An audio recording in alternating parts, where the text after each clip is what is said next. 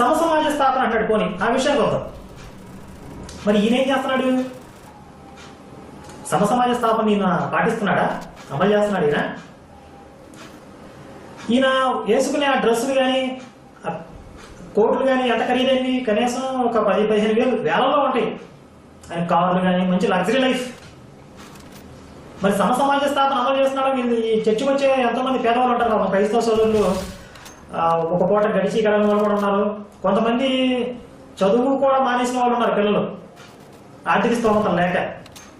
మరి ఇంత luxury life నువ్వు ఖర్చు పెట్టేటప్పుడు ఇంత డబ్బులు వేస్ట్ చేసే బదులు సమసమాజ స్థాపన కోసం నీ దగ్గరికి వచ్చే క్రైస్తవ సోదరులు ఖర్చు పెట్టచ్చు కదా.